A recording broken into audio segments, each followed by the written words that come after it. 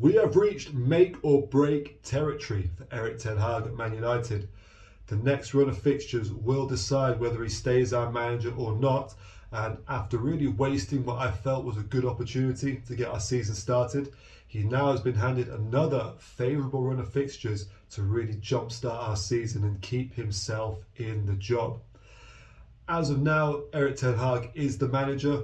Ineos had a meeting that is now 9 days ago, and nothing has come from that, so we can safely say they have not decided to sack him, and he is now preparing for Brentford tomorrow.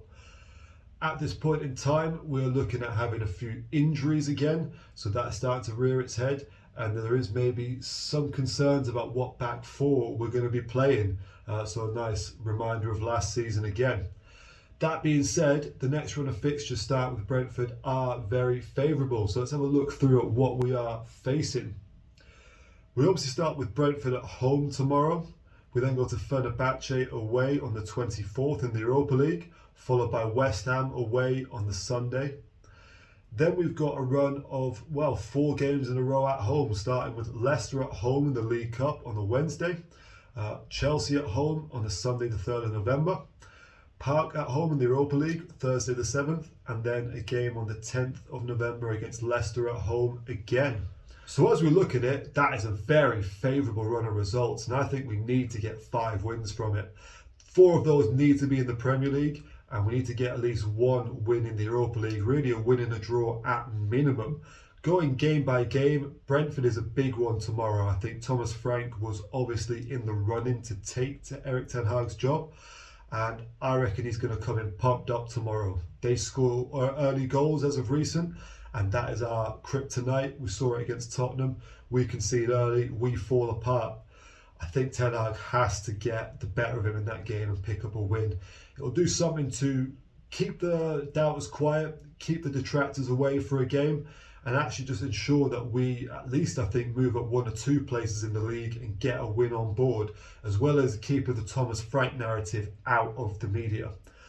Fenerbahce away, a reunion with Jose Mourinho. Again, you know he's pumped up for that. You know he wants to win. Also, Fred and Sofian Amrabat in midfield. I can just see it now.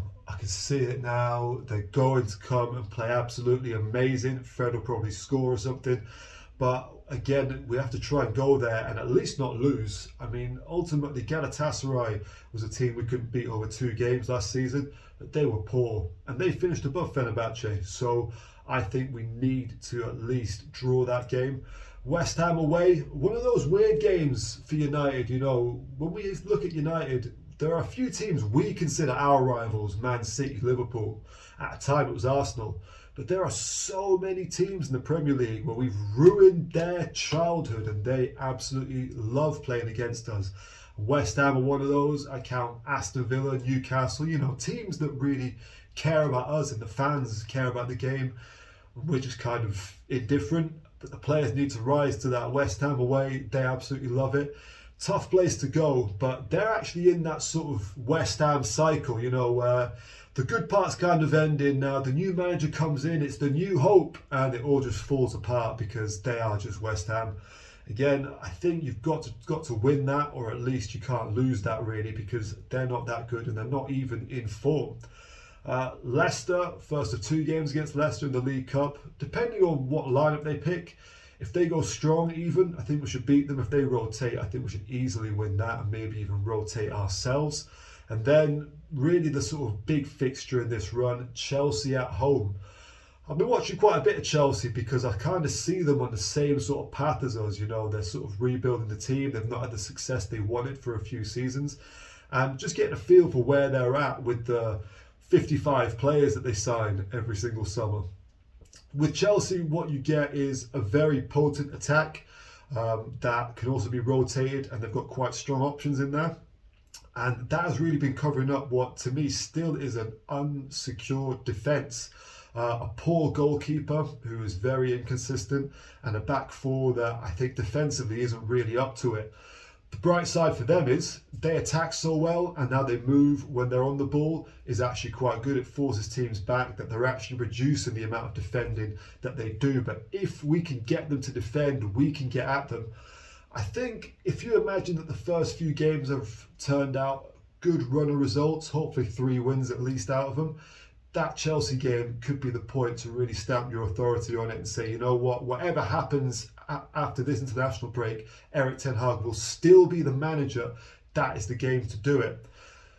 On the flip side, if those first 4 games have not gone well and we've got 1 win out of those 4 games, if you lose against Chelsea at Old Trafford, that might be curtains. I think that is the reality of it. As much as I like Ten Hag and I want him to succeed, these results cannot carry on. You've got the run. You've got to take it. If you don't, I think this could be the game where it's over. We've then got PAOK at home in the Europa League, a reunion with Shola Shoretire, and that's all I know about them. But I will warn all fans, you know, when you play against teams who are used to being at the top of their division, they don't like losing, and you either batter them because you get out of them early, or you end up having quite a tough, tricky game against them. So that'll be interesting. But I'd probably pick us to win that one ahead of Fenerbahce being at home and then not having to travel and not having to play Mourinho in Turkey. And then final game, Leicester at home in the league. As I've said already, the quality's not there. Of course, they'll come with their strongest team. You can get at them. I don't believe in their goalkeeper or defence either, and they are definitely relegation candidates. I think where we're at now, this is make or break time. This is it. You know, this is where you either prove you've got what it takes to turn this around, or you end up going out the door. I think for Erik ten Hag, he's not maybe helped by some injury concerns, but that run of fixtures, even with the injuries that we've got, we can win 5 of those. To be honest with you, we could go unbeaten if I'm looking at that. If I'm looking at that run there, I don't see a single team that I actually fear. And I actually think we could beat every single one of them. We probably won't, which is why I say 5 wins. But we could go unbeaten there. If we can actually get our defence sorted out and we can get back to the way we were playing up until Crystal Palace, we shouldn't lose a single one of those games. That being said, if we lose tomorrow against Brentford, I think it becomes an uphill battle straight away. It's a very, very interesting, nerve-wracking time, make or break season for Erik ten Hag. I hope he can do it. If he doesn't, I've got no qualms with him going, Erik, it's on you. Do the right thing. Do the best you can, get those results, and let's save this season.